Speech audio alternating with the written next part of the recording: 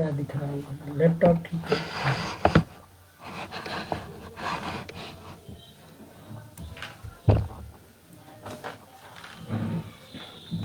ये ले जाओ, इसमें कर लेना। इसमें क्या करना?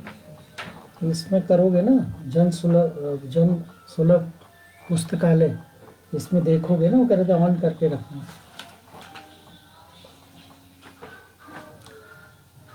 नमस्कार। पैटर्न लॉक है इसमें, पैटर्न लॉक है क्या? क्या था? सी सी मास्टर था बेटू, कोई बात नहीं।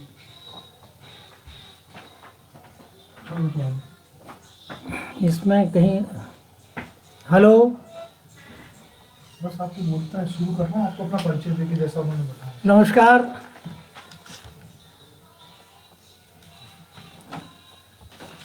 जरा हल्ला कम कराना, वो मोबाइल का। पापा का प्रोग्राम कर रहा है।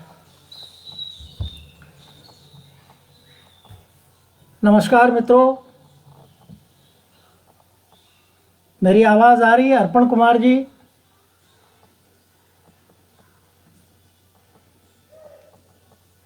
अर्पण कुमार जी नमस्कार।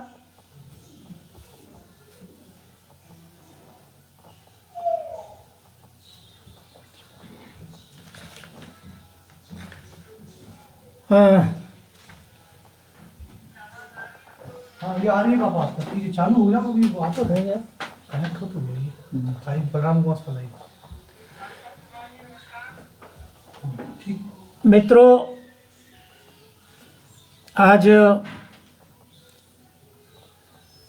जन सुलभ पुस्तकालय के इस बहुत महत्वपूर्ण आयोजन में कविता पाठ का जो अवसर मिला, इसके लिए मैं अर्पण कुमार जी और उनकी टीम का बहुत आभारी हूँ।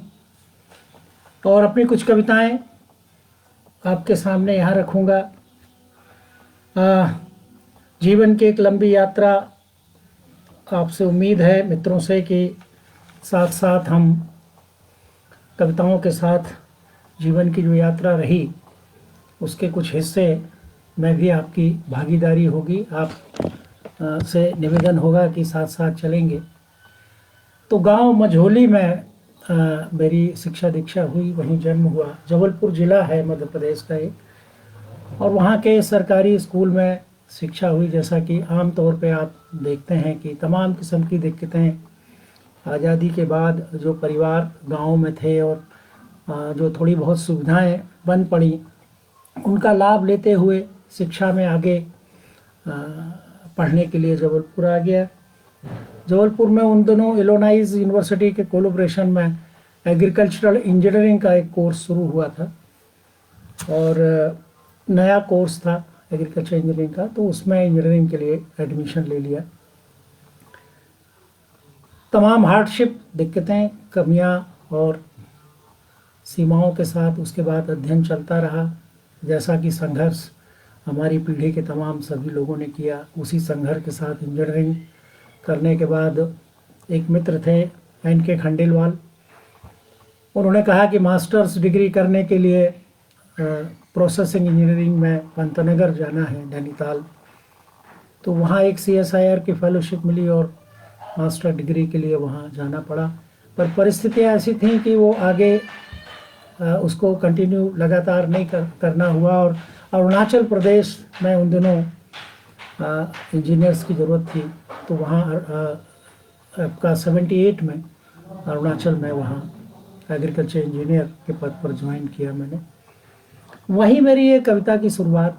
यूँ तो जब स्टूडेंट था जबलपुर में, और जब इमरजेंसी लगी उस समय 4th ईयर में था, जयप्रकाश बाबू के आंदोलन में हम लोग काफ़ी सक्रिय हुए। शरद यादव जबलपुर में काफ़ी सक्रिय थे। मैं भी अपने कॉलेज का प्रेसिडेंट का चुनाव जीता, और एक बड़ा ग्रुप उस समय शरद यादव की अगुवाई में, करीब 26,000 स्टूडेंट्स जबलपुर के, हम सब उनकी अगुवाई में काफ़ी सोशल जस्टिस के लिए और न्याय के लिए संघर्ष किए। तो वो लिखना पढ़ना और सामाजिक सरोकारों की जो शुरुआत है वो तो कॉलेज के ज़माने से हुई। और जब अरुणाचल में गया तो वहाँ का प्राकृतिक सौंदर्य, तमाम जटिलताएं, काम करने की दिक्कतें, रोड सड़क न, आज से 40 साल पहले अरुणाचल का अंदाज़ा लगाइए आप। राजधानी शिलांग हुआ करती थी, वहाँ करीब 4-5 साल रहा, तो वहाँ का बड़ा अनुभव जीवन में, अभी और कुछ लिखा जाना है उस पर। वहीं से जीवन को आप किस क्रम में देखते हैं, सतत जीवन के जो लिए जो दृष्टि, एक कोण आपका होता है देखने का, वो दृष्टि आप अर्जित करते हैं। और कविता एक ऐसी चीज़ है जो आपके तमाम समय को की गवाही देती है, उसका संज्ञान लेती है, कुछ इस तरह से कि आप समय को उसके सेगमेंट्स में रिकॉर्ड कर सकते हैं। वो आपका जीवन का ऐतिहासिक दस्तावेज भी होता है, देश काल का होता है, समाज का होता है, और मानवीय गरिमा के लिए एक सतत संघर्ष उसमें छुपा होता है। और उसकी सबसे बड़ा मूल्य जो उसमें है वो है करुणा का मूल्य। और वो करुणा जो आपको मनुष्य बने रहने की प्रेरणा देती रहती है, और आपकी सारी तकलीफ़ों के बाद भी आपको मनुष्य बने रहने के रास्ते से डिगा नहीं पाती आपको। और आप में वो करुणा, संवेदनशीलता आप में बहुत महत्वपूर्ण गुण है जो साहित्य मनुष्य में बचाए रखता है। और हमारा अभी तक की सभ्यता का कुल हासिल अगर है कुछ, तो यही है हमारी जो करुणा है, जो हमारी मनुष्य के प्रति आस्था है, एक और स्वतंत्र रहने के लिए, स्वायत्तता अर्जित करने के लिए उसका जो संघर्ष है। और उसमें वो दुनिया की तमाम देशों की सीमाएं नहीं मानता, उसके लिए वैष्णव कुटुम्बकम वाला जो बात है वो सच है, उसकी सीमाएं मानवीय संबंधों की सीमाएं हैं। तो इन तमाम बातों को, यही रचना प्रक्रिया का हिस्सा भी है। कविताओं में बहुत चीज़ें अपने आप देखेंगे कि उस तरह से आई हैं। और मैं क्रमवार, मेरे 4 महत्वपूर्ण संग्रह हैं, और अर्पण जी का ये था कि मैं सभी से कुछ कुछ कविताएं पढ़ूं। पहला संग्रह ये 86 में आया, जिसकी एक ही प्रति अब उपलब्ध है। और ये गैस कांड के बाद 81 में मैं भोपाल आ गया था, और उसके बाद गैस कांड का, विश्व का सबसे बड़ा हादसा जो रासायनिक यहाँ जो संयंत्र था उसमें गैस रिसाव का हुआ, और ये नीम से पुते मलियागर संग्रह उसमें आया। उसकी ये 86 में, 86 में ये प्रकाशित हुआ। इसकी 1-2 कविताएं मैं आपको पढ़ूंगा। पहली कविता है नीम से पुते मलियागर, इसका नाम भी यही है। जटिल है इसका स्ट्रक्चर, पहले शुरुआती दौर की कविताएं हैं, जाहिर है कविता की बनावट और भाषा अपना आकार ले रही है। ये चीज़ आपको इस कविता में सुनते हुए ये लगेगा कि शुरुआत में भाषा कैसी होती है, और आज 1986 में क्या मुहावरा रहा होगा, और किस तरह से एक कवि अपना मुहावरा अर्जित करता है। इसको पूरा क्रमशः, चूँकि हम आपके सामने कविताओं को रखेंगे अलग अलग संग्रहों से, तो आप देखेंगे उस विकास की प्रक्रिया को भी, हमारे मित्र उसको देख सकते हैं। नीम से पुते मलियागर। निद्रा की हिस्सेदारी के साथ रसायनों की गड़गड़ाहट, करवटों की नाज नुकुर, अंदेशा कहीं कुछ गड़बड़ होने का, चिंता मग्न हाँफती 4 आने वाली पेंसिल, छिलती कटती धारदार नोक से गुदकर फटने लगता शल्य क्रिया सा घर, उसके आसपास का खूंटा कोना बदहजमी उलझकर गहराती गुत्थियों में सूंघता, बीमारी की दशा, कुंठा, मनोवैज्ञानिक थकान, शंका, अनंत के छोरों को पाटने में व्यस्त, कल की, आज की और कल की दिनचर्या। जानकारी फिर संबोधन पर नहीं पड़ता कहीं कोई फर्क, अलबत्ता धंसता गया था एक पैर, कल मिलने के वायदे के साथ, मील के पत्थर उनका खत्म होता संदर्भ, और तब होता अब हर एक पत्थर अपने आप में अपना मील।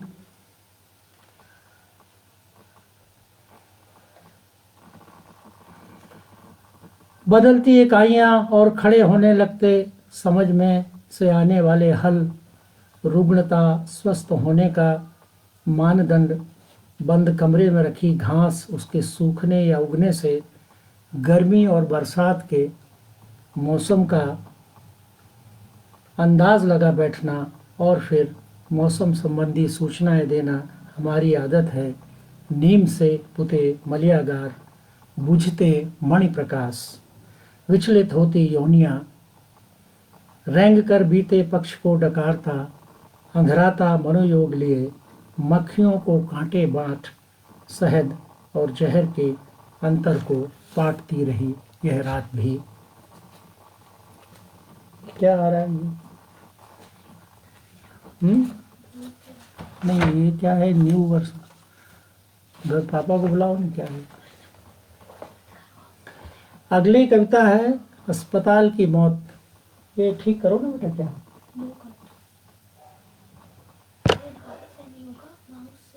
करिए।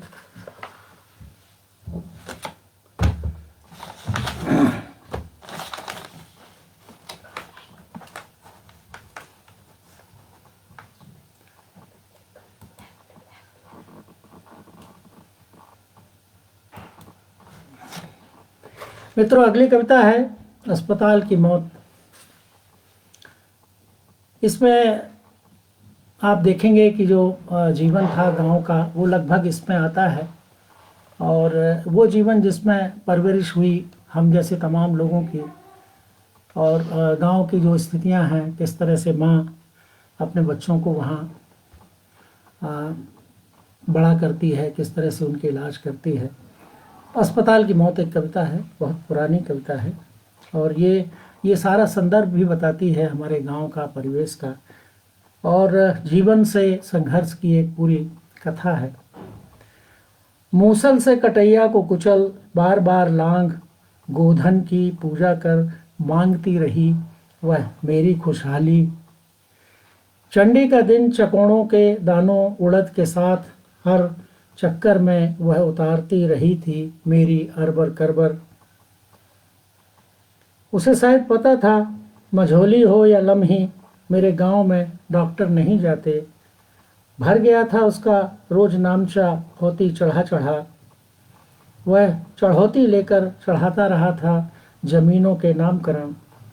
यह भी सुना गवर्नर के घर में ही रहते हैं राष्ट्रपति, जैसे कहीं कुछ बदला ही न हो, वही घोड़े, वही बग्घी, अंगरक्षक और राजपथ। गांव खुशहाल हैं और घूमने गया था विकास सबके द्वार द्वार। ऊपर इंजन और काले तेल से चलने वाली प्रेस छापती रही प्रसन्नता की खबरें। उनके अपने छापे खाने, गांव में रेल का फाटक, कटते रहे हर माह एक दो मनसालू, काटने के बाद रुकती दूर जाकर रेलें। यांत्रिक धर्म निभाती या असहाय भगवान जाने। धोरी गैया भी पिछल गई थी पर साल, कंडों की किल्लत, खपच्चियाँ खाता चूल्हा गुगवाता रहा। त्योहारों या पावन पर बाट जोहता रहा था कि आएगा हमारे गांव भी सौर चूल्हा। अंधड़ों को रोक देंगी पवन चक्कियाँ, एरो जनरेटर और लैंप पोस्ट के खंभों पर उगने लगेंगे बिजली के लट्टू। बदल जाता है हमारा गांव बंजारों की बस्तियों में। 12 के बाद थोड़ा पानी झरा था बरेजों की झिरिया में। मटके के मटमैले पानी में दुर्लभ अमृत। शहर के नाले में सुबह नहाते हुए लोग, नहाने के अर्थ से बेखबर शायद। काम पर जाने के पहले खा रही थी कुहरी। प्रसन्न थी इस बरस आया नहीं ठाकुर का थ्रेशर। गांव में बैलों से दाएं हुई, साल भर को हो गया था गोबरी का जुगाड़। यह सोच फूला नहीं समाया था तोड़र चमार। वैसे भी तो बड़ा था उसका परिवार। दाद, खाजा, खाज, होड़ा, फुंसी, अपरस, अखौता, बाव बसीर, चाई चांदा कनकटा, चाकू से कटना, बीमारियों का फटना, आँख और नेहरुआ के तंत, मच्छर के दंत, कृच्छ मूर्ख गर्मी सुदाख, घट सर्प छर्द व्रण रतौंदी आंधी पांडु बद पांडु चेरी सिम्हा नस्चीर। ये अच्छा खासा भरा पूरा परिवार ही तो था उसका। औरा की पूजा, बरगद की परिक्रमा, हल्दी से कच्चे सूत, हल्दी से रंगे कच्चे सूत लपेटती गई थी वह, जैसे बरस भर के संताप बांध दिए थे उसने वासुदेव को सिर। निश्चिंत होकर छांव में खाती रही थी भटा का भरता और बिर्रा की गांकड़ें। सपने भी सजाए थे भरा बरसात को, पुतरा पुतरियों का ब्याह, आने वाली बहू के सुख स्वप्न। सूरज के पहले उगती रही वह, कोने में लगी चक्की के पाट पर बुड़बक माँ। गुड़िया की सर्दी हो नितांत अगर गर्मी या पड़ती थी आँव, काली मिर्च सौंठ तुलसी और चाय का काढ़ा, प्याज और धने का शरबत, सौंफ सौंठ अफीम घी और शक्कर का चूरा खिलाती थी वह। लगाई थी हड़जुड़ी, इसी से जुड़ा था शंकरिया का पांव। मनो जब भई थी निमोनिया की तेजी में मरने लगी थी, पिलाई थी उसने ताजे लीद के रस की 2 बूंदें शहद में मिलाकर। बुखार में नीम की कोपलें, श्वास हो तो धतूरे की जड़, खांसी में शहद सौंठ और काली मिर्च जब होते थे छाले, काट कर लाती थी बबूल की छाल, बिही के पत्ते चमेली की जड़, खैर के पत्ते से कराती थी, बिही के पत्ते चमेली की जड़, खैर के काढ़े से कराती थी कुल्ला, लगाती थी मलाई चिरौंजी के बीज। नरियल की गिरी जीभ के आसपास देर रात रोती थी उजियारी पड़ोस में गठिया के दर्द से। उठकर बनाती मैथी को भूंज पीस आटा और गुड़ के लड्डू अपने ही हाथों से, मैथी को भूंज पीस आटा और गुड़ के लड्डू अपने ही हाथों से। आती थी आंखें तो भुकनों का रंग डाल, घंटों बहलाती थी माथे पर झरकते पसीने में, झलकने से लगते थे उसके कर्तव्य शिखर। नाक फूट जाती तो देसी घी लगाती, लहसुन कड़काती कड़ुआ तेल में, कान में डाल कहती कहो आलो बालो लोखरिया के कान कटा लो। वह गाती मैं सिर्फ मुंह चलाता, अगर कटोरी में बच जाता तेल तो लोई भी लगाती, होने नहीं देती हाथ पांव में रुखाई हो गई थी जब नारायण के पांव में चकार। बांस की लाठी पत्थर पर घिस कर घोलती थी बाल को, बेसन के लेप से सेवन के लेप से ठीक हो गया था पांव। अंडे के पत्तों पर तेल लगा सेंक सेंक बांधती रही थी वह हरिया की पीठ। जब उसे चढ़ी थी उल्टी सूजन के लोग कहते थे अब नहीं बचेगा, फिटकिरी के पानी में भी सेंकी थी मूढ़ी चोट। जब बिलखता था रात रात शिव कुमार, आटे की पुलटिस बांध पकाया था मुड़िया खता।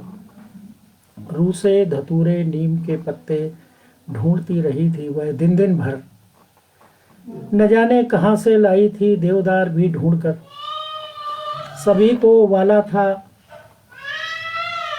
नहलाया था, सभी को उबाल नहलाया था उसने अमखेरा बारी को जचकी के बाद। और बना आई थी कमर कस कर यार, पीपला गाद और पोस्ता, मेवा और पुराने गुड़ के लड्डू। याद भी दिलाती थी अजवाइन की धुनी और कानों में हींग के फोहे, कांकों के पानी का ध्यान रखियो रे। चौक पर गा आई थी चचा रानी बच्चा खिला लो, कमरे को खूब सजा लो। बड़े भैया के हाथ जलने की खबर सुन दौड़ी आई थी वह, लौटा लाई थी अखौती और बुलौआ के बतासों का लोभ भी न रहा था। यह भी ख्याल न रहा कि कल सुबह बनेगी घर में चाय कैसे। गमार पट्ठा की लार, पिसा कच्चा आलू, नमक का पानी और स्याही लगाने लगी थी। पूछती जाती थी कछू ठंडो पड़ो का। इमरत ढीमर की बिगड़ी बुखार, बना आई थी वह चितावर का काढ़ा, दिन में 3 बार पीने का कहकर चिंता मग्न सी लौट आई थी वह। नज़र से बचाती रही, कहती थी ठाठ और बड़ेरों की, मोरी और तोरों की नज़र लगी हो तो उतर गया। राई रोटी मिर्च या दिए की बाती से उतारती थी मेरी नज़र, कहती थी सारे नज़र लगा थे बेटा को। कटाई के दिनों में नियमित देती थी घुटी, गांजे की गोली, आमी हल्दी, बच वंशलोचन भुजा सुहागा, केसर और कस्तूरी पत्थर पर पीस दूध के संग। दांत निकलने पर मलती थी शहद मसूड़ों पर, अजवाइन और काले नमक का चूरन तो यूं ही देती, गर्मी की रातों में देर रात जागते बदहजमी के डर से। उन्होंने अपने स्तनों पर कभी नहीं लगाया नीम। मुझे याद है मैं पीता रहा था 5 बरस तक दूध, जैसे उसे अपने वक्ष सौंदर्य बिगड़ने का ख्याल ही ना आया हो। जब कोई गुजर जाता था उस भुतहे पीपल के नीचे से और उन्हें कसर का शक होता था, महाकाली का दरबार अंतिम पहुंच थी उनकी। बैठक चढ़ाती थी दीवाले में, कीका मार चढ़ गए थे काल भैरव बोधे पंडा के सिर। वह चिल्लाया था खप्पर में खाए मसान में लौटे, काल भैरों की आन जो कोई मैटे, राजा मैटे राज से जाए, जोगी मैटे जोग से जाए, जनता मैटे दूध पूत से जाए। चल छोड़ की आवाज के साथ वो भगा देते थे निचाट शोधने, अड़ियल बरम और दूल्हा देव। छोड़ आते थे वह उन्हें लाल तूस में लपेट, उतारे के संग नरियल, उड़द, कटा नींबू, चावल, जवा और तिली, कटे मुर्गे दारू के संग गांव के बाहर। मौत से जूझ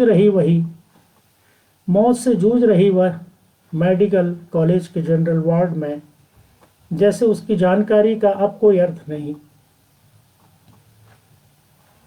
कई दिनों से उसे कोई देखने नहीं आया।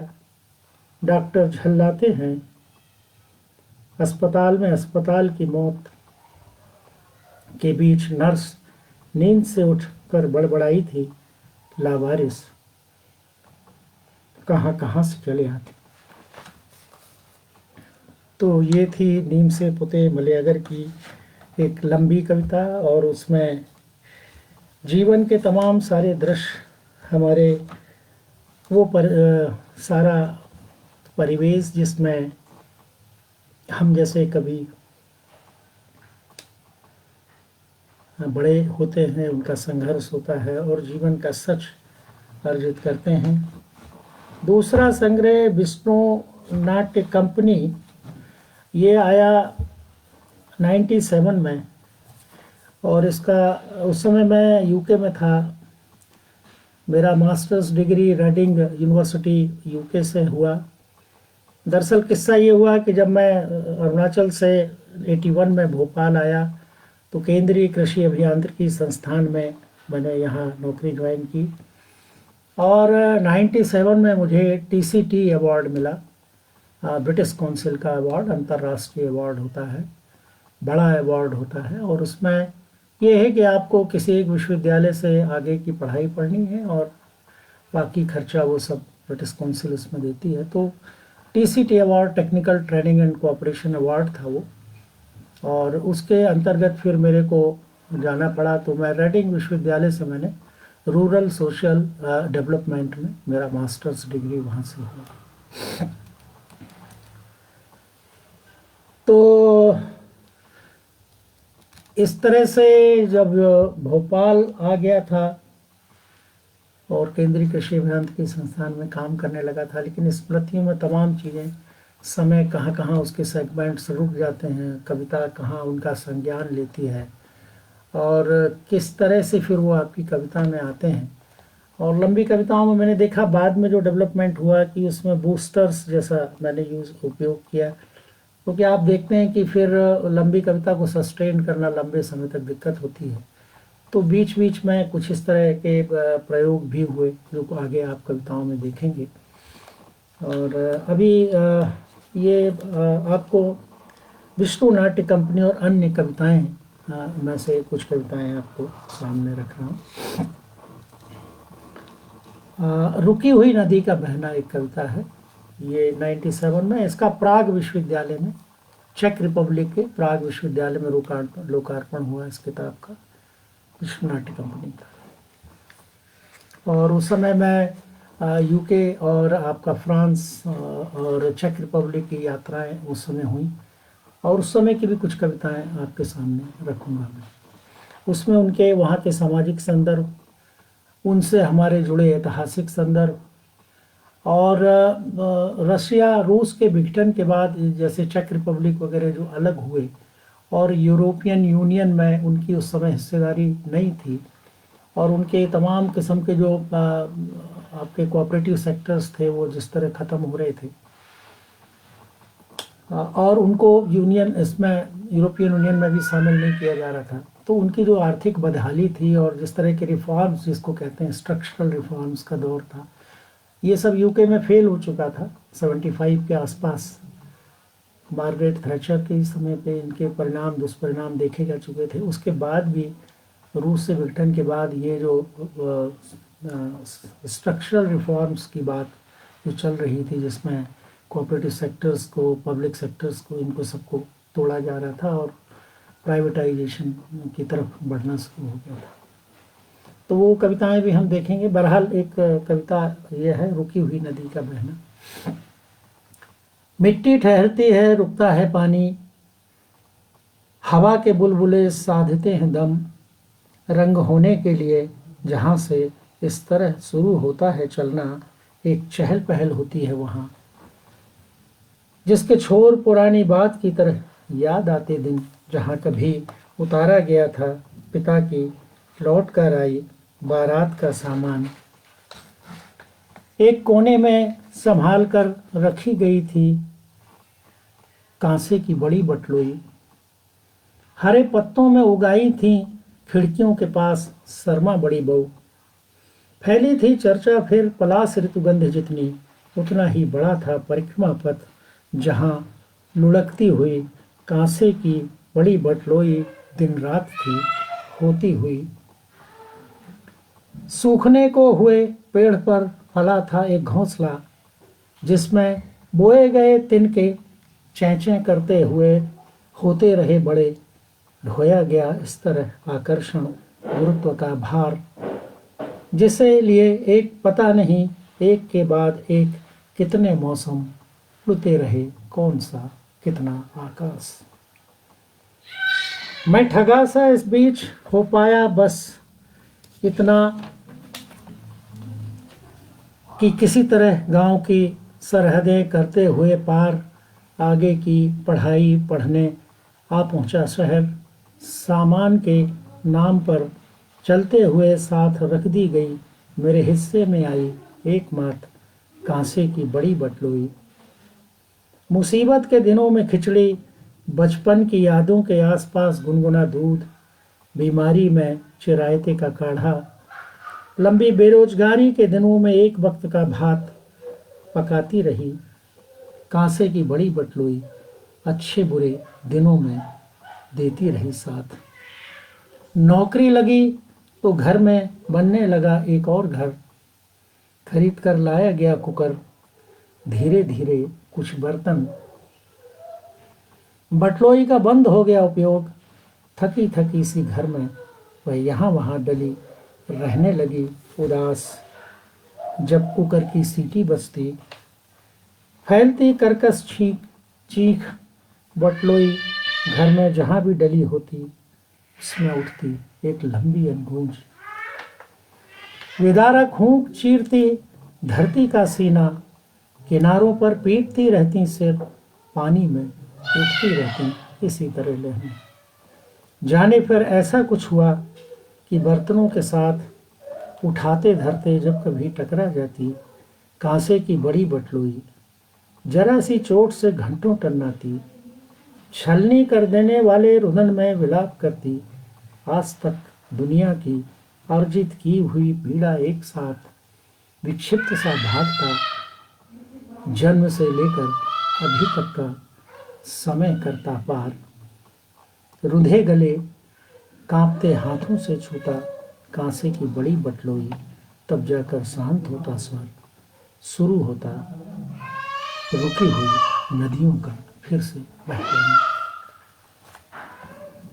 एक कविता है उस आदमी के बारे में। ये कविता आज भी प्रासंगिक है और इसलिए इसको मैंने कई बार पढ़ा और मेरे को लगता है एक आवश्यक कविता है। जिस तरह से राजनीति में धर्म का घालमेल है और उससे पैदा होने वाली जो समस्याएं हैं, ये कविता बहुत सहज भाव से चलती है और उस आदमी के बारे में बात करती है जो इसके लिए जिम्मेदार, उसकी तरफ संकेत करती है। उस आदमी के बारे में, अस्त व्यस्त इस घर में कुछ भी नहीं, अपनी जगह खोजने पर स्क्रू ड्राइवर भी नहीं, कम से कम कसने एक ढीला स्क्रू ताकि संभव होकर पाना घर में थोड़ी सी रोशनी। रात होने को है, गुल हो रही हैं बत्तियां, अंधेरे में डूब जाएंगे सब, सुझाई नहीं देगा हाथ को अपना हाथ, एक कमरे में सिकुड़ कर रह जाएगा पूरा घर। ऐसे में चाकू की नोक से ही ठीक करनी होगी बिजली, कसने होंगे ढीले बटन, यह जानते हुए भी कि सुरक्षित नहीं होता बिजली के साथ चाकू से काम लेना। बेटी जरा चाकू तो देना, अरे भाई लाओ ना, क्या हुआ, आखिर इस घर में कोई किसी की सुनता क्यों नहीं। ठीक से देखो, वहीं कहीं होगा, कोई पड़ोसी तो आजकल घर आता नहीं, घर का ही आदमी होगा, आखिर कहाँ जाएगा चाकू। चाकू के पैर नहीं होते, चाकू अपने आप नहीं चलते। अखबार में लिपटा रात जो कविताएं लिखी उन पन्नों में, किताबों के बीच सभी जगह देखो।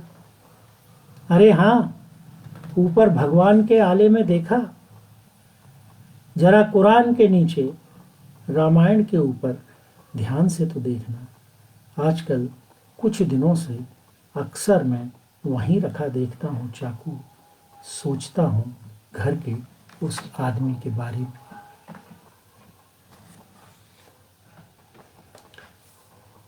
अगली कविता है सूना तखत।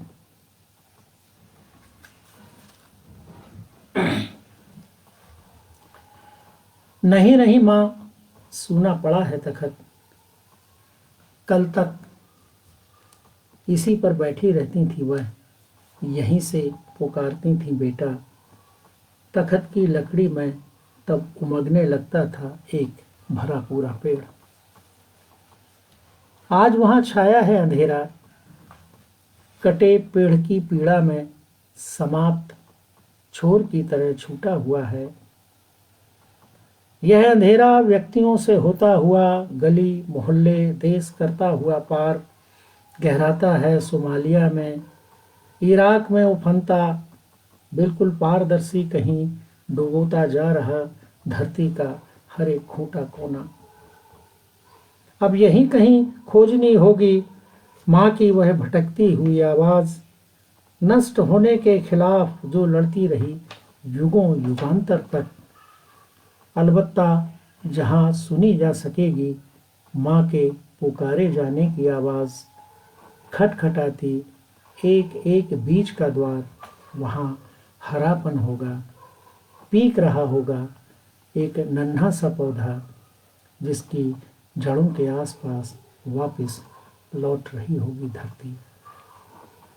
सब जब इस तरह होना है बचने को शेष, एक बूढ़ा हाथ में खाली थैला लिए भयातुर शाम होने से पहले जल्दी जल्दी लौट जाना चाहता है घर। उसी समय रोती बिलखती छोटी बिटिया को लोरियां गाकर सुलाने जा रही होती है पत्नी सूने तखत पर।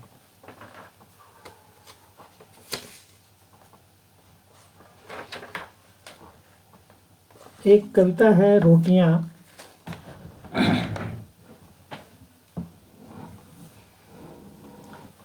सभ्यताओं के ढंग, लड़े गए जंग, जीवन के रंग, रोटियां। रोटियां होती हैं खत्म न होने वाली भूख, पहली से 60, दूसरी से 30, तीसरी से 10% मिटती है भूख, पर चौथी रोटी भूख नहीं बुझाती।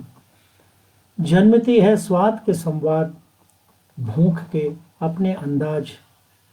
तब हम कुछ भी चाटना चाहते हैं, खारा या चिटपटा, मिट्टी की गंध, यहाँ तक कि आदमी का खून। उस वक्त हम ठीक ठीक भूखे नहीं होते, पर रहती है भूख।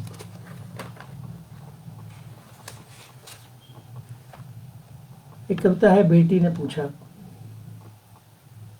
पूरी दुनिया में कितने आदमी होंगे पापा? बहुत सारे, बादल जितने। हाँ, सब कहाँ से आए? भगवान ने बनाया सभी को। नहीं नहीं, पहले एक आदमी और एक औरत, उनके बच्चों के होते गए बच्चे, फिर उनके बच्चे, इस तरह हो गए इतने सारे लोग। पर पापा, पहले वाले आदमी औरत के बच्चों ने किससे की शादी? भगवान ने उनके लिए फिर से बनाए थे आदमी। नहीं भाई, उन्होंने आपस में कर ली होगी शादी। पर वो तो भाई बहन हुए ना पापा, वो कैसे कर सकते हैं शादी? जब और कोई था ही नहीं तो क्या करते? कर ली होगी आपस में शादी। तब तो इस तरह पूरी दुनिया के लोग बिल्कुल सगे रिश्तेदार हुए ना पापा। जैसे अपने शरद अंकल, मझौली वाले दाऊ जी, जबलपुर वाली बुआ, अलीगढ़ वाले सक्सेना अंकल और दादी। हाँ बेटा, इतने ही सगे। तो क्या पापा, आपके पास पूरी दुनिया के लोगों के नाम पते हैं? कैसे होंगे? क्यों, होना चाहिए ना। अपन सबको चिट्ठी लिखेंगे।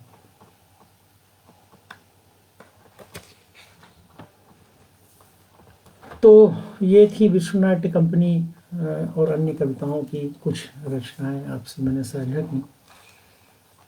और फिर 2000 आपका 97 के बाद फिर 2009 में ये नामवर संग्रह आया।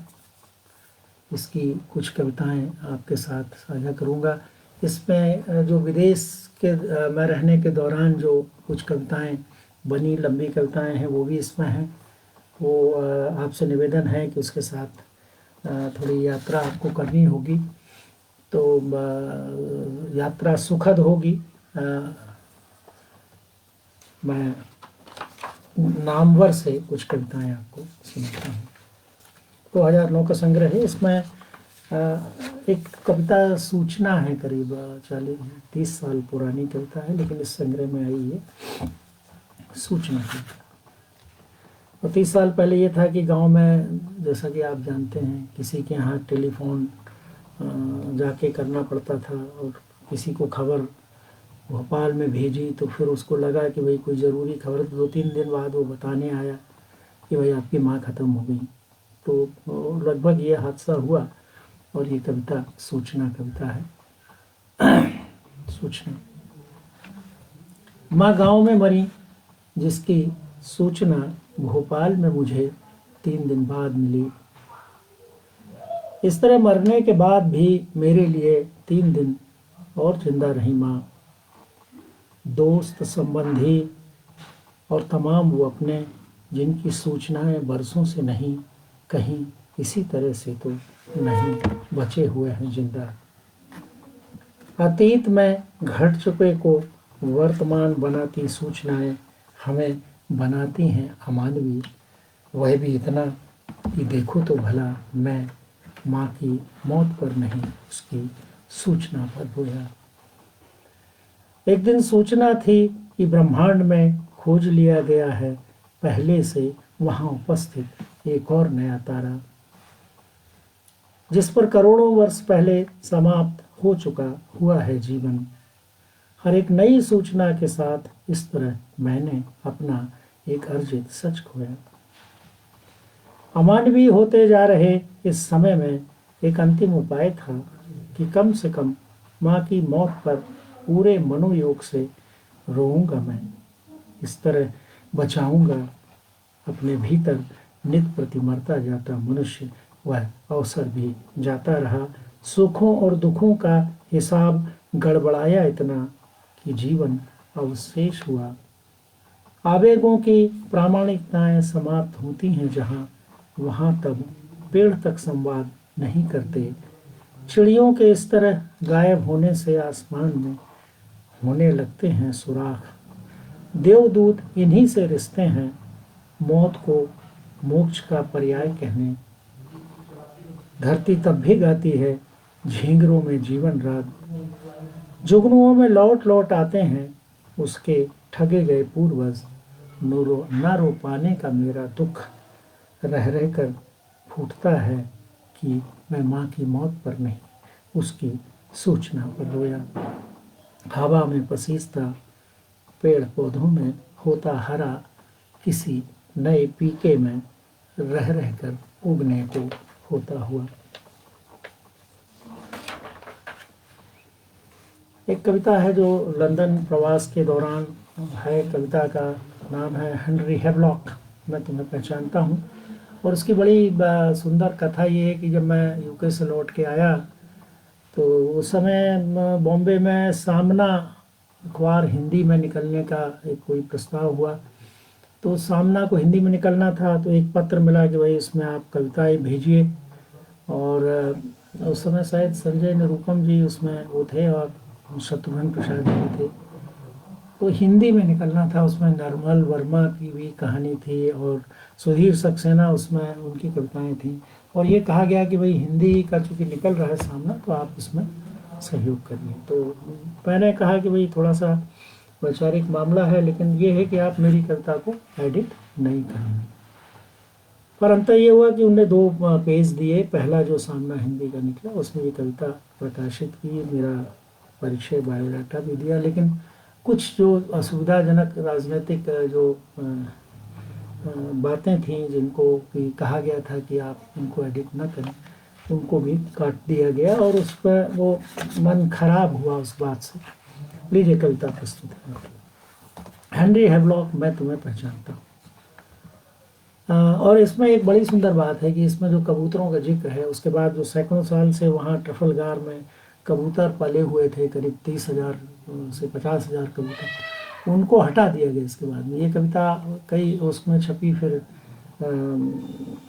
सामना में तो गई तो उससे काफ़ी बड़े लेवल पे चली गई और बहुत जगह मैंने पढ़ा भी इसको। और उसके 2-1 साल के बाद ही वहाँ से कबूतरों को वहाँ से हटा दिया गया।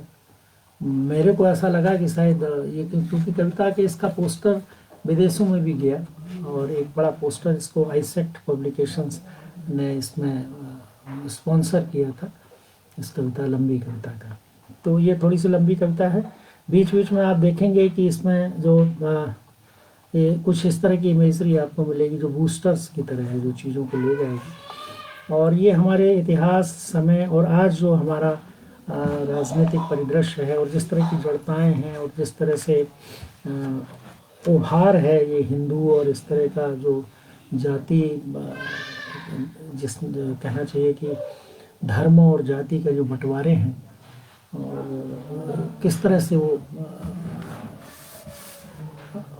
हमारे उसका संज्ञान लिया गया इस कविता में, वो भी है। हेनरी हैवलॉक, मैं तुम्हें पहचानता हूँ। लंदन के वसतम चौराहे ट्रफलगार पर खड़ा मैं देखता हूँ major general sir Henry Havelock की मूर्ति के नीचे लिखे शिलालेख में सन 1857 की गदर को सफलतापूर्वक कुचलने के लिए उनकी की गई है भूरी भूरी प्रशंसा।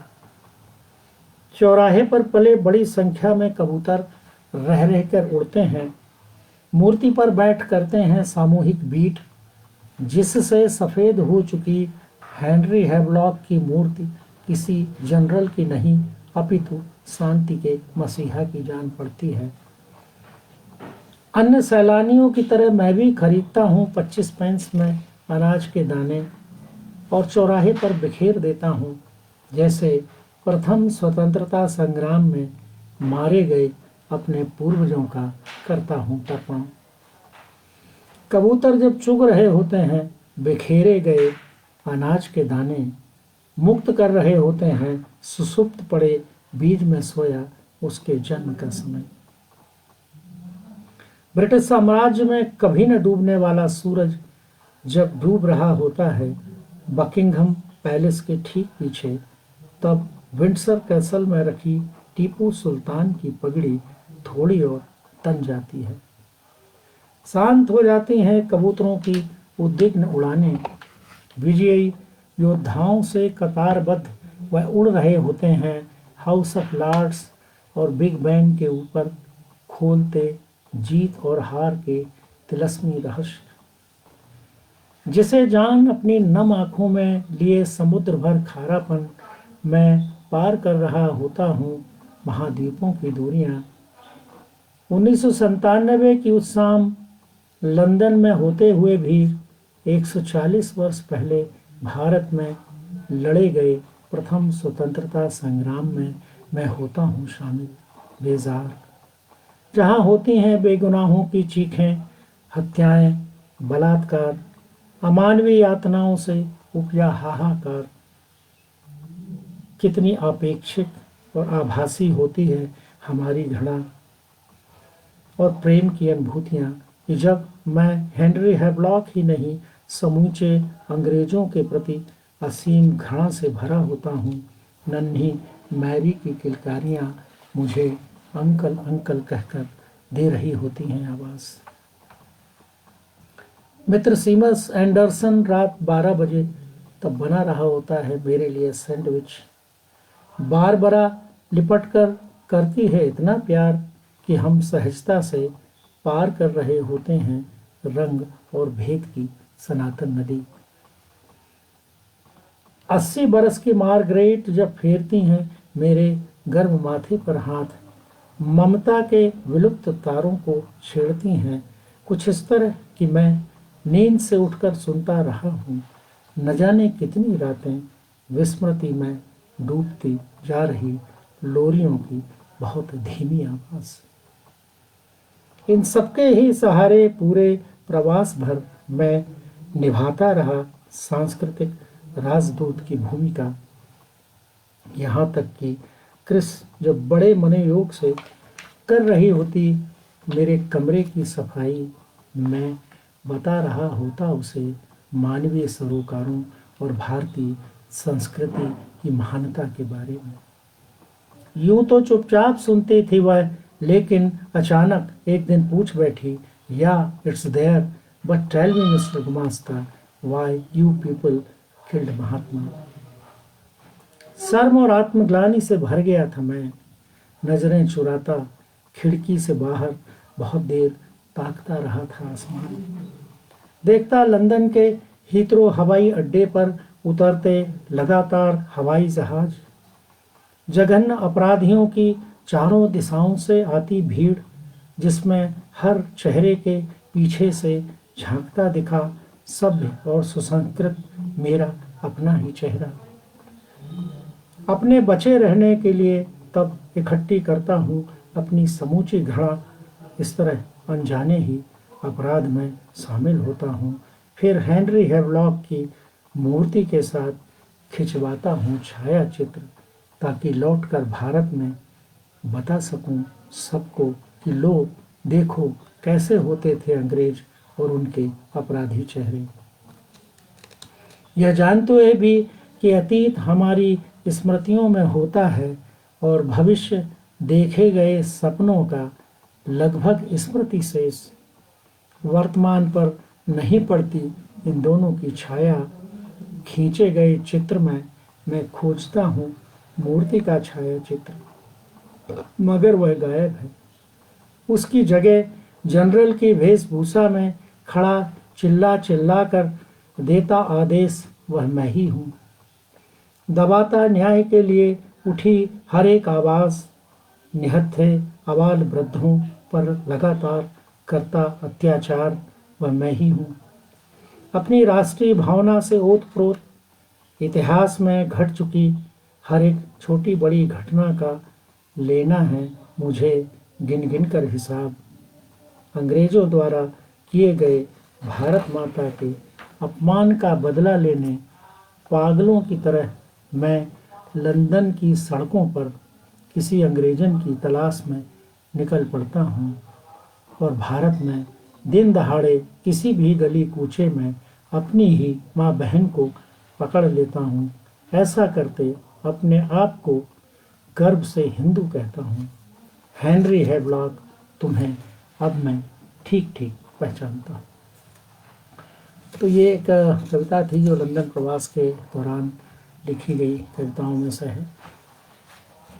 एक कविता चेक रिपब्लिक के ऊपर, एक लिटोमासल टाउन जैसा शहर है और वहाँ एक कोऑपरेटिव जिसको महिलाएं चलाती थीं, उसके ऊपर है। लिटोमासल कविता का नाम है। बहुत समय खराब न करते हुए मैं सीधा आपको कविता के साथ चलने के का अनुरोध करता हूँ।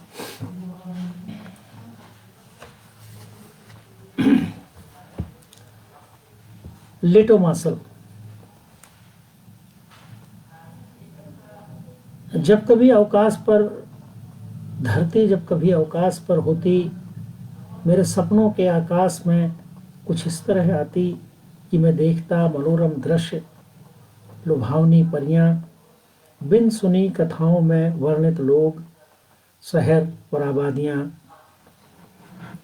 चैक गणराज्य के पूर्व में स्थित इस लिटोमासल शहर में आकर सब कुछ इतना पहचाना मनोहारी लगा कि सड़कों पर घूमते हुए पता नहीं कब मैंने किसी देखे गए स्वप्न में प्रवेश किया, जहाँ तरण तालों में अटखेलियाँ करती अप्सराएं हैं, पबों में बियर परोसती सुंदरियाँ, सड़कों के दोनों ओर पेड़ों की सघन कतारें हैं। उन पर आते जाते लोग इतने निश्चल कि ना तो उनमें पूरब की चालाकी है और ना पश्चिम का कमीनापन। मुझे लगा कि जब साम्यवादी प्रभाव में था यह चैक गणराज्य और यहाँ आने की मनाही थी, पूर्व से आती हवाओं में फूलों का मन हुआ, तब भी मैं यहाँ बार बार आया लगा। करता हुआ कई कई देश पार, सहारा से गुजरता, मृग मारीचिका में भीगता, थकता तो अपने आप को मृत समुद्र के तट पर खड़ा पाता, जहाँ बांझ पृथ्वी जीवन की कामना लिए अपने आकाश कुसुम को मृत समुद्र के नीले जल में घोल रही होती। तब कोई आवारा बादल अपनी नम आंखों में इस समूचे जल रंग को भरता, रचता सुदूर यूरोप के कोने में भरा पूरा चित्र लिटोमासल। एक पगडंडी जिस पर करीने से बिछाई गई है रेत और बजरी, चित्र से होकर मेरे सामने दूर तक फैली है। मैं उस पर धीरे धीरे रखता हूँ पैर और किसी विलुप्त नदी की पदचापें सुनता हूँ। तभी एक लड़की अपना अल्हड़ सौंदर्य लिए अचानक गुजर जाती है मेरे बगल से, विश्वास से भरी भरी छलकाती पत्थरों का आदिम संगीत, कुछ इस तरह कि मैं एक अनगूंज में उतरता हूँ और कबाड़ में पड़े किसी पुराने वाद्य में बहुत देर तक बजता हूँ। फिर जहाँ रुकता हूँ वहाँ किया जाता है फूलों से मेरा स्वागत। वह एक एक कर आती हैं, आगे बढ़ा देती हैं एक गुलाब, फिर चूमती हैं, मुस्कुराकर करती हैं अभिवादन। मैं आश्वस्त था कि उनकी मुस्कुराहटों में अब शबनम की ताजगी थी, अतीत में डूब के कुचले जाने के प्रसंग न थे। अलबत्ता आँखों में कुलाचें भरती हिरनियाँ थीं, जो कभी पूर्व के दुखद अतीत तो कभी पश्चिम के भयानक भविष्य तक जाती, जहाँ सुनाई देती उन्हें भारी भरकम बूटों की आवाज़ें तो वह ठिठक ठिठक जाती। बड़े अनमने भाव से वह दिखाती हैं मुझे डोलनी उसे दुग्ध सहकारी कारखाना, जिसे कल तक वह सब मिलकर चलाती थीं। मशीनों से संगत करती उनकी सहेलियां तब झूम झूम जाती थीं। कारखाने के मुख्य द्वार पर सुबह 5 बजे से आकर रोज की तरह आज फिर बैठी हैं वाक्लाओ लिनोच। राजनीतिक परिवर्तनों से बेखबर कि बंद होने को है उनका सहकारी कारखाना। छटनी में उन्हें कर दिया गया है रिटायर। वह नियमित पहले की तरह काम पर आती हैं, मुख्य द्वार पर बैठकर बिताती हैं पूरा दिन और अपने आप को बेरोजगार नहीं, नौकरी पर लगा मानती हैं। उनके चेहरे पर असमय निकल आई हैं जो झुर्रियां समय उनमें करीने से तह किया रखा है। दिन भर जैसे वह एक एक कर के इन तहों को उठाती हैं, किन्हीं मधुर यादों की गुनगुनी धूप में उन्हें सुखाती, ओढ़ती, बिछाती, फिर देर तक ताकती हैं आकाश। जहां कोई भूला बिसरा पल आकाश में उड़ते किसी परिंदे की छाया सा अतीत की स्मृतियों और भविष्य के सपनों बीच पाटता है एक पूरा दिन। वह घर को लौट पड़ती हैं, मगर सुबह काम पर लौटने की जल्दी में घर का नहीं, सुबह का दरवाजा खटखटाती हैं।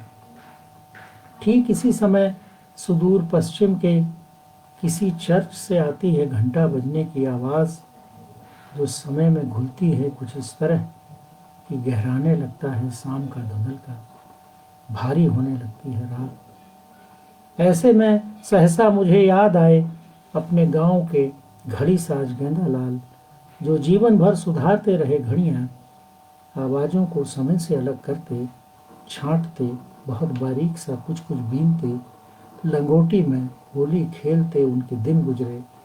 और जब वह एक दिन अंधे हुए तो उनकी बड़ी बेटी उनका हाथ पकड़कर उन्हें चलाती, यहाँ वहाँ घुमाती, कुछ इस तरह कि वह अभी अभी मेरे बगल से गुजरी यहाँ लिटोमासल शहर में।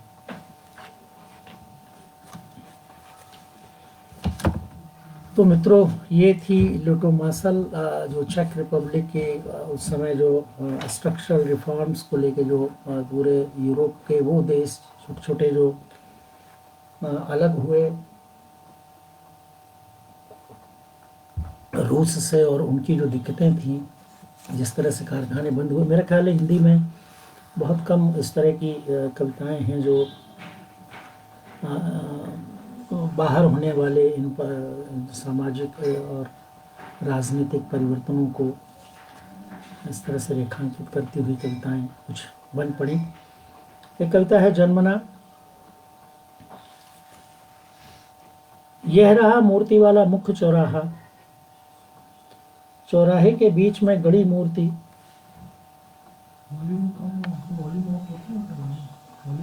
समय का देखा अब बंद कर, हो गया 1 घंटा में 7 लोग जुड़े हुए हैं। बस कोई बात नहीं, बाद में देखेंगे। लोग तो वो सेव करने के लिए आ जाने, है ना, उसका ध्यान रखना कब करना। अभी पढ़ेंगे 15-20 मिनट कुछ कविताएं पढ़ने, 1 घंटा हो गया शायद। कुछ कविताएं और आप चलिए साथ, आनंद आएगा आपको। कुछ नई कविताएं भी आपको सुनाएंगे। जन्मना कविता है। यह रहा मूर्ति वाला मुख्य चौराहा, चौराहे के बीच में गड़ी मूर्ति महान आदमी की है, चलो नमस्ते करो। उसने ना में सिर हिलाया, मेरे बार बार कहने पर कि करो ना नमस्ते, पर रोने लगी, बोली पापा मुझे डर लगता है। यह तो किसी भूत की मूर्ति है ना, यहाँ से कहीं और दूर ले चलो, चलो ना पापा। मैं कुछ समझाता इसके पहले अपनी तोतली बोली में वह सुनाने लगती है दादी से सुनी कहानी। पता है पापा, ऐसे ऐसे एक राजा था गंदा, उसके राज्य में सभी परेशान रहते, राजा के अत्याचार से जनता भूखी मरती थी। दुखी जनता क्या करती, तो एक दिन सभी ने राजा को घेर लिया, फिर पत्थर मार मार के राजा को मार डाला और लाश को शहर के मुख्य चौराहे के बीच में गड़ा दिया। मैं इतिहास का कोई प्रसंग देकर बच्ची को समझाना चाहता था, मगर इतिहास में तो सिर्फ जीतने वालों का जिक्र था। जहाँ जीतने वाले ताकतवर और महान बताए गए थे, और हारने वाले जाहिर है जो जीतने वालों से कमजोर रहे होंगे, अत्याचारी। गनीमत इसी में थी कि मैं विषय बदल दूं, सो मैंने बच्ची को मूर्ति पर बैठी चिड़िया दिखाई। देखो वो वहाँ मूर्ति पर कितनी सुंदर चिड़िया। मैंने जो इशारा किया वह समय था, और वहाँ चिड़िया होने की बात इच्छा अवस्था। दोनों का एक साथ मिलना प्राणों का लक्षण था। पंखों का फड़फड़ाया जाना डूबते पेड़ की चिड़िया का उड़ान भरना था। जहाँ विवरण प्रज्ञा चोंच में दबाए नीली स्लेट पर लगातार वह लिख रही थी जन्मना संदेश। साइबेरिया में इसे गा रहे थे सारस। भरतपुर की दलदली झील में केंचुए जन रहे थे थोड़ी और धरती। मेंढक जोर जोर से दोहरा रहे थे बूंदों की गिनती।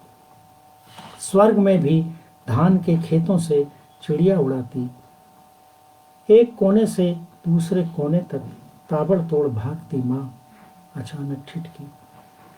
गुनगुनाते हुए सारस बधाई लेका गीत दोपहर में पीठ पर बंधा कलेवा खोलती है, जिसमें टुकुर टुकुर देखता बंधा पाती है मुझे, पिलाती है दूध। धरती कुछ और हरी हो जाती है। दोपहर का खाना माँ आज भी इसी तरह खाती है। फिर पानी पीने उतर जाती है पुरानी बावड़ी की सीढ़ियाँ, जहाँ छपक छपक कर चढ़ाती है जल। दरवाजे पर डटे तुंदियल गणेश को बुदबुदाती हुई नातिन को सुनाई कहानी, मानो भूख से अब तक मर चुके करोड़ों पुरखों को देती है देर तक उनका सूख गया पानी। कवि एक पुरानी कविता है जिसमें आजकल आप देखते हैं कि भाई आप मूर्ति विसर्जन करना है तो घर में करना है तो टब में करना है, इस तरह पर मैं देखता हूँ कि कवि किस तरह से चीज़ों को पहले से 2500 साल पहले उसको विजुलाइज करता है और किस तरह संज्ञान लेता है समय का और चीज़ों का। विसर्जन एक कविता। जीवन के एक दिन समाप्त हो जाने का सनातन वाक्य दोहराता हुआ बहता है पानी। अन्य वस्तुओं के साथ बची रह जाती हैं पीछे आस्थाएं, जैसे माँ की झंझरा पेटी में दुबके मिले पीतल के छोटे से गणेश। जिजीप्सा में जीता है समय, प्राण प्रतिष्ठाओं में शपथ दोहराते हैं हमारे आग्रह पहले से जहाँ होते हैं वहीं स्थापित किए जाते हैं।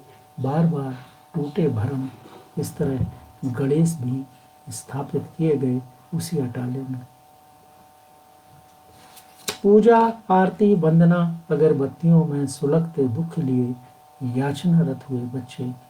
फिर एक दिन खाली कनस्तरों को पीट पीट कर बजाते खाली आवाजों बीच ईश्वर को उठाकर विसर्जित करने का प्रारंभ हुआ। फिर हारा हुआ अनादि प्रयत्न। अखाड़ों की हुंकार, जुझारू ढोलों की आवाजों बीच बड़े तालाब पर टास्क फोर्स की तैनाती का सुन अंततः घर पर ही गणेश को विसर्जित करने का किया गया इंतजाम। बेटी ने गिलास में पानी भरकर बदल के कमरे में रखा। इस तरह घर में एक तालाब हुआ। छोटी बेटी ने सिर पर रख गणेश जुलूस को प्रारंभ किया। कमरे में गोल गोल घूमता जुलूस गणपति बब्बा मोरिया के नारों के साथ मीलों चलकर गिलास के पास पहुंचा। तालियां बजा बजा कर पत्नी ने जय गणेश गाया। गिलास में जब हौले से डुबोया गया गणेश को, गिलास का पानी थोड़ा सा नीचे गिरा, किसी बहते हुए पानी में बह जाने के लिए, जहाँ जीवन के एक दिन समाप्त हो जाने का सनातन वाक्य दोहराता हुआ बहता है पानी। अगली कविता है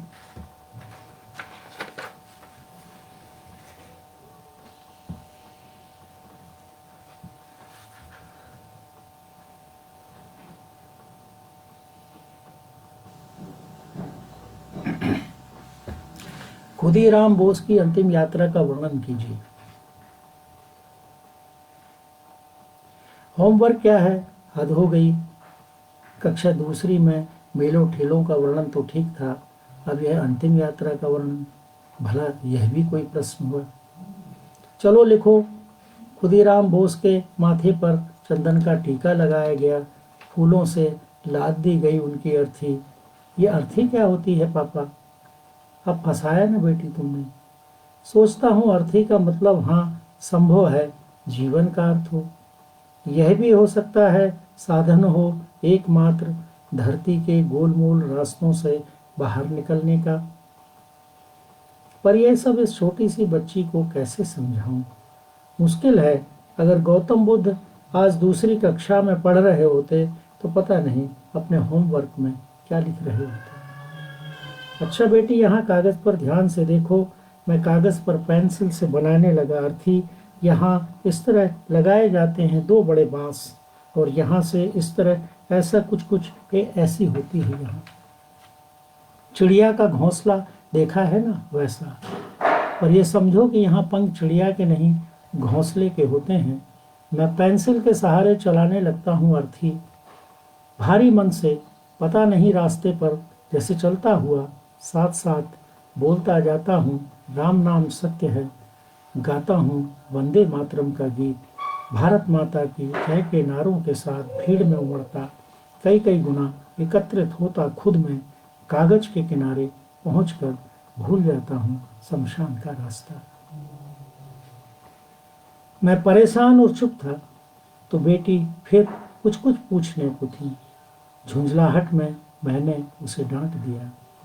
वह सुबकने लगी। मेरे चुप कराने पर पिनपिनाती हुई बोली, एक तो पापा गलत होमवर्क करवाते हैं आप, ऊपर से डांटते भी हैं। ठीक से लिखवाओ न पापा, नहीं तो मैडम मारेंगी। देखो, एक तो खुदीराम बोस ने अंग्रेज अफसर की मासूम बच्ची को बम से उड़ा दिया। फिर आप कहते हो लोगों ने फूलों से लाद दी उसकी अर्थी। बताओ बताओ, भला ऐसा क्यों करेंगे लोग? वह तो गंदा आदमी हुआ ना, पत्थर जैसा। फिर क्यों लगाया लोगों ने उसे चंदन का टीका? बहुत दिक्कत में था मैं। सिर पीट लिया मैंने। एक पल को न जाने ऐसा भी लगा कि कहीं सत्ताओं का बदलना, हथियारों का देशभक्तों में बदलना तो नहीं। पर अपने को संभालते हुए मैंने बेटी को समझाया, बेटी खुदीराम बोस अगर पत्थर दिल था तो भी क्या, पता है पत्थर बुरा नहीं देख सकते, कहते और सुनते भी नहीं है बुरा। अलबत्ता अन्याय और बुराई के खिलाफ फेंक कर मारे जा सकते हैं, बादशाहों के सिरों और सत्ताओं के कंगूरों पर। रुके हुए पानी में फेंकने पर भरते हैं छपाक, आने वाली माओं की पूंखों में छोड़ जाते हैं अनवरत गूंज। अंधेरे खोपटों में उड़ने उड़ने को हुए पक्षी पाते हैं पंखों भर अपना आकाश। मैं बोले जा रहा था न जाने क्या क्या, और वह पता नहीं कब की सो चुकी थी। उसे बिस्तर पर लिटाने लगा तो उसकी जेब से जो सामान निकला उसमें कुछ सीपियाँ, एक इमली का बीज, कबूतर का मुड़ा तोड़ा पंख और मुट्ठी भर काट थी।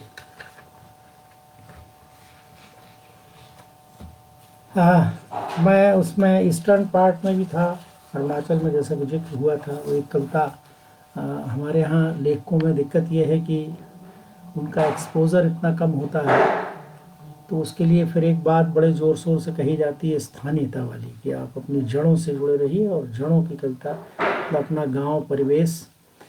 सवाल ये है कि जब आप इतनी बड़ी भाषा के लिए मैं लिख रहे हैं जो लगभग 100 करोड़ लोग जिसको बोलते हैं, और आज ये चूँकि वैश्विक परिदृश्य में हम वसुधैव कुटुम्बकम की बात करते हैं, आज भाषा हिंदी और उसके तमाम बोलियाँ, इन सबको, जैसे अभी विश्व रंग का मैं उसमें सदस्य हूँ, कार्यकारिणी का, और एक बड़ा काम विश्व रंग ने इस तरह से किया है। अभी 15 देशों में विश्व रंग को मनाया जा रहा है, तो हिंदी के और हिंदी उसमें केंद्रीयता हिंदी को दी गई है, और इस तरह से वो हमारे पूरे संस्कारों को पूरी दुनिया में जो हिंदी अपने साथ अपनी जाति स्मृति में जिस तरह के हमारे संस्कार, जिस तरह की संस्कृति, इसको लेके पूरी दुनिया में जा रही है और मनुष्य के पक्ष में खड़ी हो रही है। जहाँ उसकी ज़रूरत है तो वो उसका संज्ञान ले रही है। और ये प्रसन्नता की बात है कि इसी दौरान ये कविता पाठ में यहाँ भाग लेना हुआ।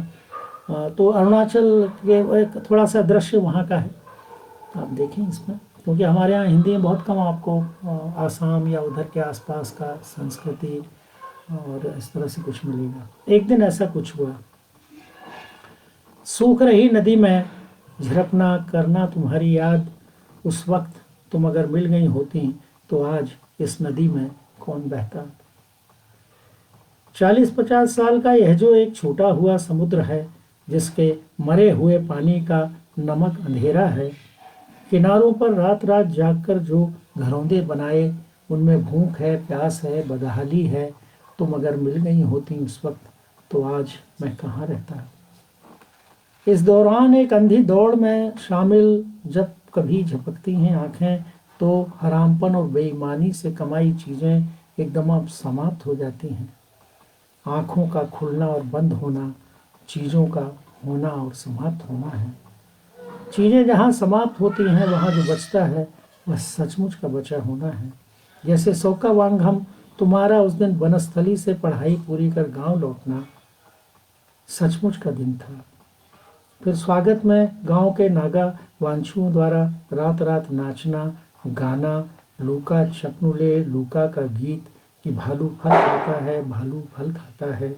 हिमालय की वीरान तलहटियों में बचा हुआ फलों का स्वाद, भालुओं की उछल कूद, पेड़ों का हरापन, यह सब जैसे सचमुच का पर्यावरण था। तुम्हारा घर के पीछे बने पोखर से माछ पकड़कर लाना, पकाना भात, तांबूल के पेड़ पर चढ़कर उसे तोड़ना, कुतरना पान की बेल से एक पत्ता, धरती पर बचा एकमात्र अद्भुत अतिथि सत्कार था। फिर देवता से तुम्हारा झगड़ना कि जब इतनी कम ज़रूरतें हैं तुम्हारी, तो आखिर किसके लिए लेता रहा है देवता लगातार सूदखोरों से कर्जा। किस लिए रखी गिरवी उसने तुम्हारी बांसों की झोपड़ी, पोखर, खेत, तांबुल के गाछ और पान की बेलें।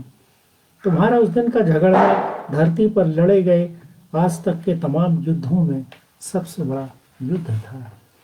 बुदबुदाते हुए फिर तुम्हारा मेरी तरफ देखना, मुस्कुराना, हाथ करघे पर बैठकर बुनना, बचा हुआ यौवन, उम्मीद का एक गमछा जिसे हिला हिला कर तुमने विदा किया था मुझे एक रात, तिनसुकिया मेल से वह रात सचमुच की रात थी। तभी से देश की रेलें फिर व्यस्त रहीं, देश की फौजों को ढोने, सीमाओं पर नहीं, देश के भीतर ही।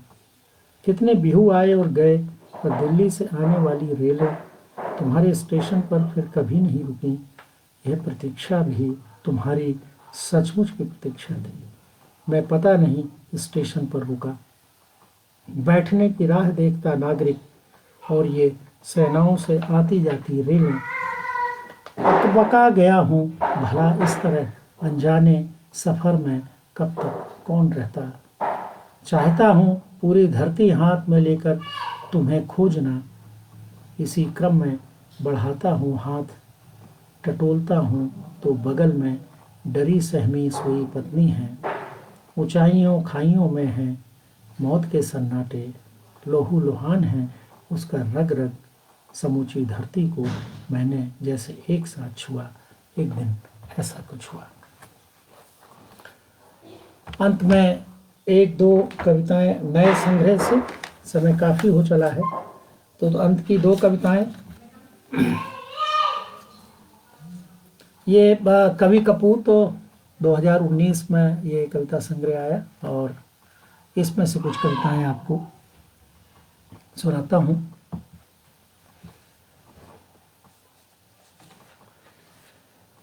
एक कविता है आधार खोजता हूँ। ये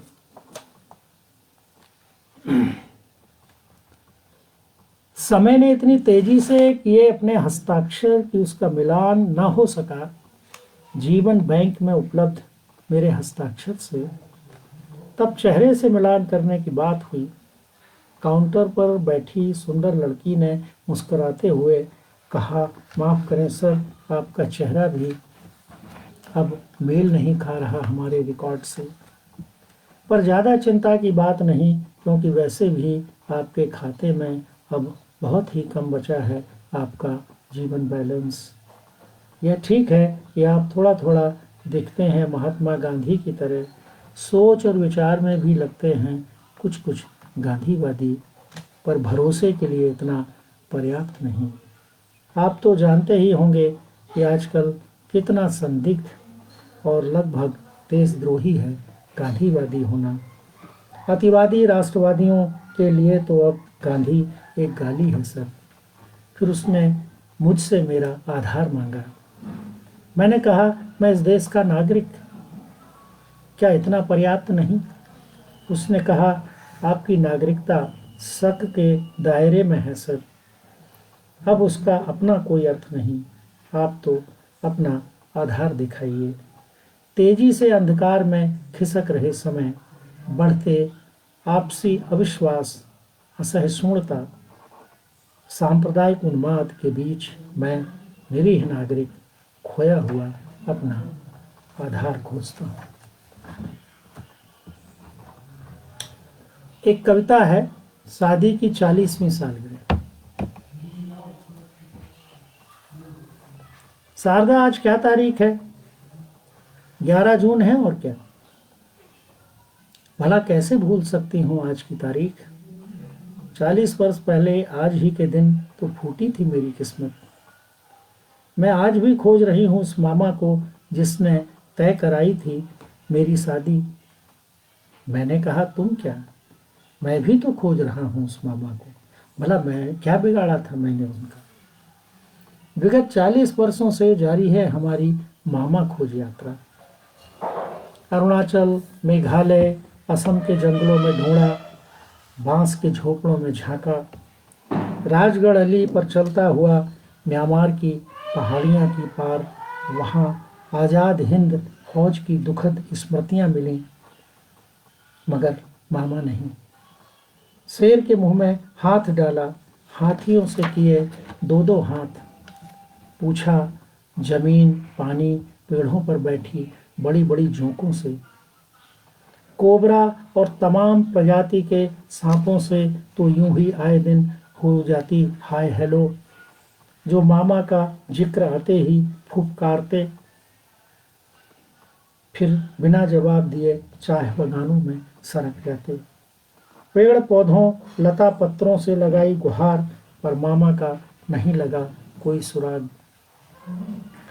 शैला टॉप की ऊंची चोटी पर चढ़ा, चिल्लाया जोर जोर से, कभी समुद्र की सतह पर खाए हिचकोले, कभी उसकी अतल गहराइयों में डूबा, पर मामा कहीं नहीं मिला। चांद पर खाट बिछाई, रात रात जागा, तारों को तोड़ा, प्रेम के अद्भुत रहस्यमयी दरवाजों पर दी दस्तक, जहां एक बेटा 2 बेटियां मिली। उनकी पढ़ाई लिखाई, शादी ब्याह, नाती पोते, नए नए रिश्ते मिले, मगर मामा नहीं। सुख दुख लगातार संग संग चले, जो बाद में सगे भाई बहन निकले, पर उन्होंने भी नहीं बताया कभी ठीक ठीक मामा के बारे में।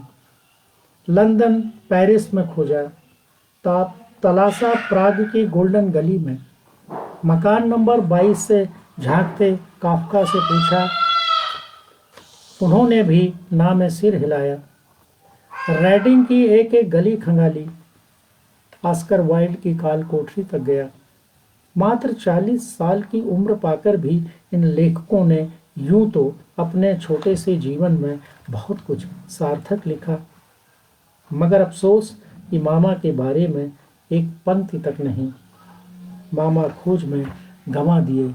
इस तरह मैंने अपने जीवन के महत्वपूर्ण 40 साल, सोचता हूँ अब तक क्या किया, जीवन क्या जिया।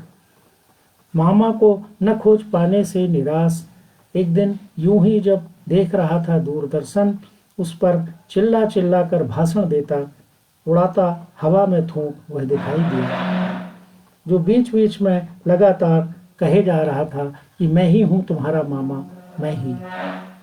चिंता मत करना मेरी लाडली भांजियो, तुम्हारा मामा अभी जिंदा है। मैं यूरेका यूरेका चिल्लाया, शारदा को बुलाया, बताया लो मिल गए तुम्हारे मामा। वह बोली, यह मेरे मामा नहीं हैं, वह इतने बड़े वाले नहीं थे, उन्होंने तो सिर्फ मेरी किस्मत खोली, पर इस मामा ने तो। फिर मेरा हाथ थामते हुए भर्राई हुई आवाज में बोली, अब बेकार है उन्हें ढूंढना, सुना है पिछले बरस आस्था में। फिर वह रोने लगी। मैं अवाक और दुखी अचानक समाप्त हुई मामा की खोज यात्रा से, जैसे गड़बड़ा ही गया हमारा आगे का जीवन, जो अभी समाप्त नहीं हुआ था, जिसमें अभी बाकी था बुढ़ापा, दुख और बीमारियां, परिजनों के मृत्यु की खबरें, उनके कठिन आघात, दरवाजे पर घात लगाए खड़ी मृत्यु, और बीच में शादी की सालगिरह पर शुभकामनाएं देती मित्रों की दुआएं।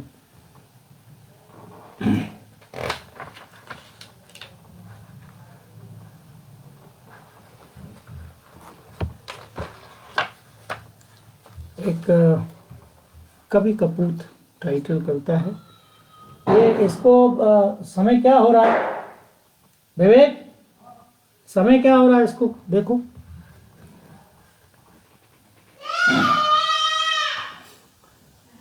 ये हमारा पोता भी कविता पढ़ रहा है नीचे से क्यों, कितनी तेज आवाज में पढ़ रहा है। क्या इसको करना है ना, क्या बंद करना है, कहाँ कितना समय हुआ है? हो गया आपको? देखो जरा कब वो आ रहा है, क्या ऑप्शन क्या है। ये तो आ रहा है लाइव में, नहीं अभी पढ़ेंगे हम अगर समय है तो। दो चार कविता और लोग हैं अभी। कितना समय है एंड वीडियो देखो, अभी करना नहीं है। एंड इवेंट यहाँ से माउस देखो कहाँ लिखा है। एक कविता है कवि, लाइव। हाँ ये तो लिखा हुआ है। दूसरा शेयर क्या लिखा है? वो तो उन्होंने कहा एंड करने के बाद आप उसको शेयर करेंगे तो लाइव सेव हो जाएगा। ये अभी नहीं आ रहा ना। कुछ लोग जुड़े हैं, कितने लोग जुड़े, 7 लोग हैं। कहाँ लिखा है? 7 लोग नाम आ रहा है क्या? सब है, 7 लोग हैं करीब, 7-8 लोग। 1 घंटा 20 मिनट होगी रिकॉर्डिंग। चलो ठीक है, बस एक दो कविताएं छोटी छोटी। एक कविता है कवि कपूत, इसको कर देना आके, यहीं रहो। तो लास्ट दो कविताएं, एक गीत जैसा है, जो पहले तो शुरुआत यात्रा गीत से ही होती है, तो दो कविताएं। और कवि कपूत एक कविता है। धरती की बोटी बोटी अन्न के दाने दाने का हवस भूख में प्रज्ञ भोज खाता, बनाता सुनहरी खाद पृथ्वी के पहाड़ स्तन पर चलाता गहती। कविता खनिज खोदता दोहता माँ का दूध, वृक्ष बाल आरी से काटता, नदी सिराओं को रौंदता नोचता रग रग, अंग सौंदर्य को अपने कुंठ चाक पर गढ़ता। हिरण्यगर्भा तुम्हारा अपराधी हूँ मैंने प्रयत्नों को सार कहा, विफलताओं को धर्म, अज्ञानता को प्रार्थना की तरह गाया। दूर दूर तक नहीं था समय का पास, अतीत वर्तमान और भविष्य को जोड़ पाने का पक्का सूत। मैं ठहरा समय का सनातन दोषी, एक कवि कपूत।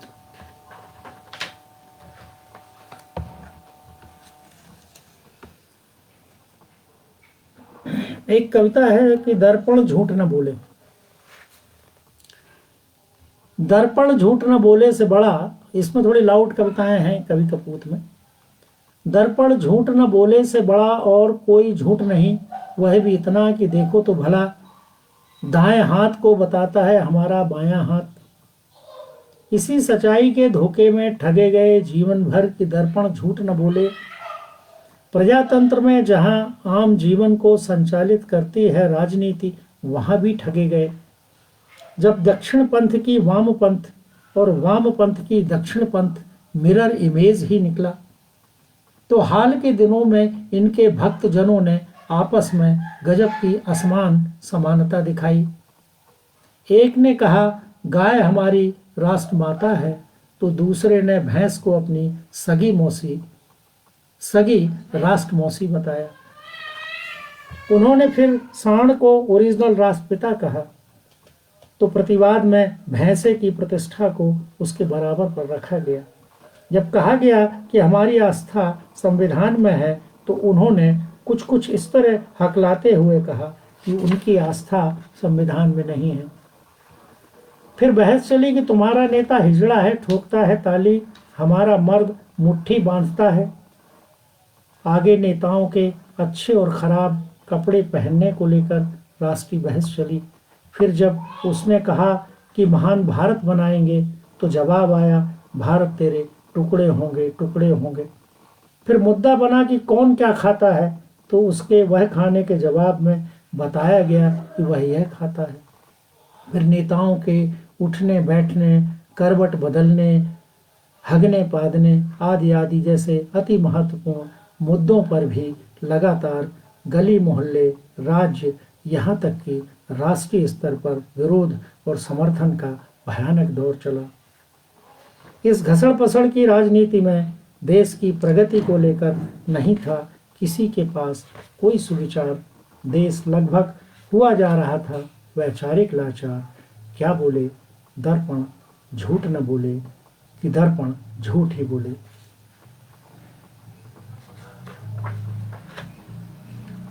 एक कविता है, हाँ हम लड़ेंगे और जीतेंगे। मंच पर चढ़कर वह मुट्ठी बांध हवा में लहराते हैं, चिल्लाते हैं एक साथ, हाँ हम लड़ेंगे और जीतेंगे। जिन पहलवानों के भरोसे लड़ी जानी है लड़ाई, उनमें एक पैदाइशी निखट्टू, जीवन भर जो रहा कामचोर, संघर्ष तेज करने की करता है बात। दूसरा आपातकाल का समर्थक, अभिव्यक्ति की आज़ादी पर लगातार उठा रहा है गंभीर सवाल।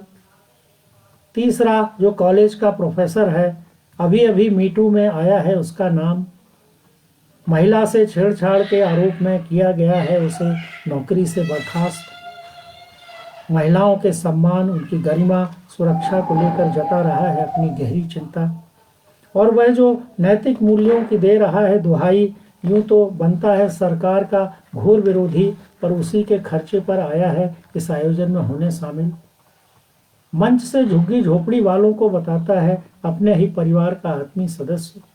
अनैतिक सरकार को घेरने वह जुलूस की कर रहा है अगुवाई।